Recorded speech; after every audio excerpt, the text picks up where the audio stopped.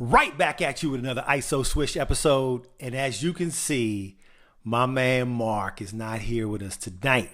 But the show must go on. You know, Mark had serious knee replacement surgery a couple of days ago. So he just couldn't make it. He tried. We tried to go get a bus to go pick him up. It just didn't work. So he's not going to be here. I'm going to ride this show solo. Hopefully I can do the best I can.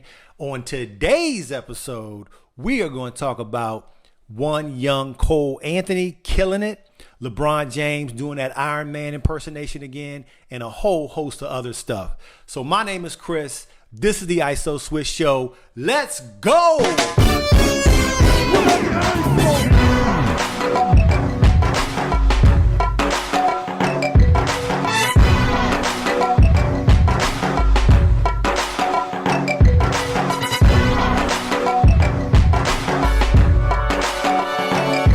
Mad props going out to Kemba Walker and the Charlotte Hornets. You know, Kemba left to go to Boston this past year, but he came back to Charlotte for a game, and Charlotte management rolled out a tribute video. It was awesome. It was awesome. I have no idea why Charlotte would let this guy out of the organization. I mean, he wanted a max deal. Give that brother a max deal. But guess what? It didn't work out. He's in Boston now. He came back to Charlotte, and it was awesome. I watched it last night. It was a great tribute. Mad props to the Charlotte Hornet management and Kemba Walker. You go, boy. All right, let's talk about my man Cole. Hold up. Not that Cole. I'm talking about the guy down in UNC, Cole Anthony. This dude let me caveat all this by saying I don't really feel comfortable giving props to a UNC guy. Y'all know how much a Duke fan I am. But when you a freshman in your first game, you drop 34 points, 11 rebounds. Come on, man. Like, seriously. It's like, seriously. He was out there playing with these dudes. Now, this guy was a MVP of the McDonald All-American game, and he was also MVP of the Jordan Brand game. So you know he can play. And his pedigree, his dad was a Knicks, Greg Anthony. He was a Knick, also a TNT commentator. So he can go. Now, if any team out there looking for a point guard, I'm talking to you, New York Knicks. This is the guy you need to get. This dude can flat out get it. He kind of reminds me a little bit of Kyrie, a little bit. Maybe with a little Russell Westbrook because he goes hard. I like him. I love his skill set. I cannot wait until the Trey Jones, Cole Anthony matchup, Duke versus UNC. That's going to be spectacular.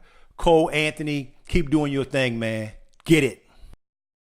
All right. Once again, we got to talk about Bron again because guess what? He is killing the league. I mean, like, seriously. Now, I know Giannis is rolling right now. I know Kawhi is rolling right now on his load management. We're going to talk about that in a minute.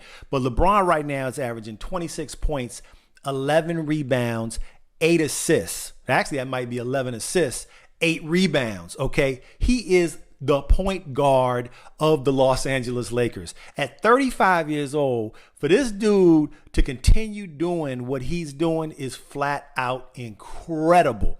I could go on and on and on about this guy. I mean, it's ridiculous. And what's funny about it is that, okay, so I have an older son named Anthony, okay? Huge LeBron fan, all the way back, you know, to when he was in high school, okay? Then I have my younger son, Justin, huge Kobe fan. So I was always leaning towards more of the Kobe side because, I mean, Kobe just seemed clutch to me. I mean, he was just like that dude, you know, he was just like, he had that swag. He was Kobe. I mean, come on, you know, LA Lakers, the whole deal. But ever since when Cleveland won a championship and LeBron had like a 40-something point game, I'm starting, my LeBron Kobe meter is starting to move this way a little more towards LeBron. And I'm not saying that I would choose LeBron over Kobe, but I'm just saying it's leaning, it's moving that way. And what he's doing at 35 years old, leading this team. And the biggest thing is not the offensive stats. I'm watching games and this guy is getting back on defense. Like he's hitting a three and sprinting back on defense. And it's not the defense, the flashy defense, the the breakaway blocks and all those kind of things. It's not about that. It's about I'm locking my man down. You're not scoring, and that's that with that. Okay, that's what he's about now, and you can see it. You can see it. So the pick and roll, like I mentioned last month, the pick and roll between him and Anthony Davis is out of control. It is dominating the league. Okay, I've kind of studied every team that will probably be a playoff team, and I don't see anybody being able to handle that at all. Maybe LaMarcus Aldridge and DeRozan in San Antonio, maybe, but nah, That is just a dominating pick and roll situation. LeBron is just flat out killing it. I don't know who's going to stop this guy. You know, I worry about the injury factor at that age, because that's when guys usually start getting hurt. But at the same time, if he's healthy and AD is healthy, and, you know, the guys that are surrounding them, you know, Danny Green and so forth, coaching staff is solid. If those guys are in place, I see this team definitely making it to the finals. Okay, back to the present. One of my favorite little segments here on the ISO Swish Show. This time, I think I'm going to choose probably for my man Scott down in Atlanta. He used to love this guy. This guy is Dan Majerle, better known as Thunder Dan. Played most of his time with the Phoenix Suns and the Miami Heat back in the 80s, maybe early 90s-ish, you know, time period. Big 6'6" guard.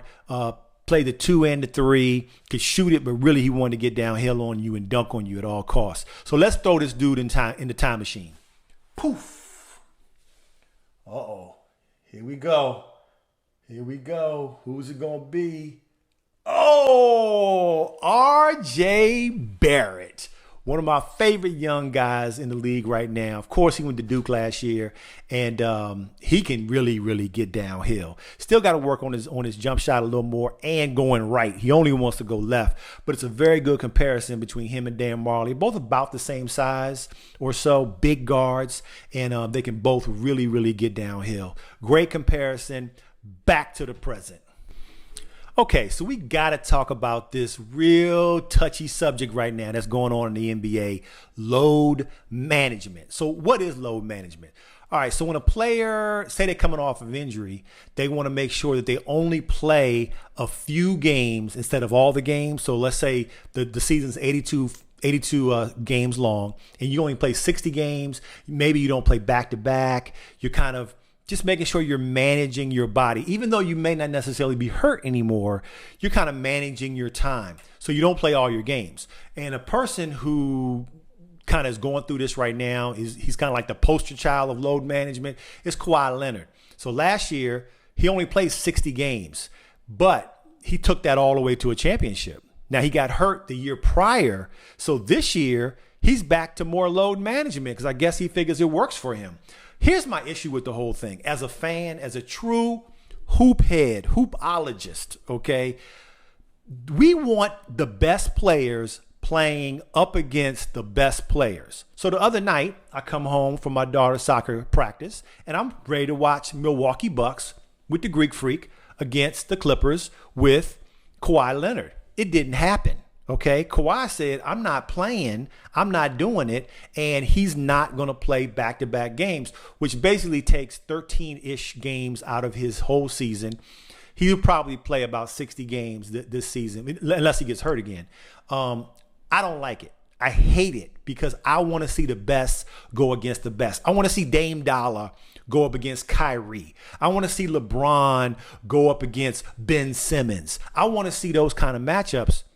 And when they don't happen, it hurts me. I want to see this. Okay, I really, really do. And it's got to be crazy for the executives at TNT and ABC and ESPN.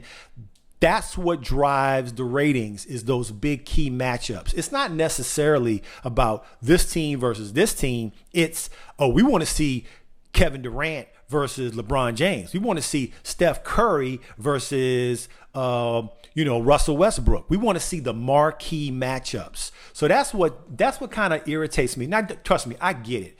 These players, they want to make sure they manage their body. They want to make sure they can roll this into the playoffs and they can play extremely well for years and years and years to come. totally get all that, okay? But as fans who are paying, and think about paying. Think about if you bought a 10-game package, let's say for the Washington Wizards, and Bradley Beal decides, I'm not going to play this game. And that's the game that one of your 10 games, that's the game that you're going to go to, okay? That sucks. That's terrible. This is the guy you want to see, and he's not playing, and he's sitting on the bench, and he's not listed as injured, but he's listed as going through load management. I don't like it. I really, really don't like it. I don't know what they can do about it. Maybe this is what they can do. All the load management games need to be against, let's see, the Orlando Magic, or maybe play against the Charlotte Bobcats. Not the marquee games, not the nationally televised games, not the big boy games, okay? Kyrie, we want to see you ball against the Greek Freak. I mean, it's just that simple, okay? Load management, no. Okay, that's about all the time we have today for this episode of ISO Swish. Make sure that you comment, like, and subscribe. And also check us out on Instagram at The ISO Swish Show. That's The ISO Swish Show.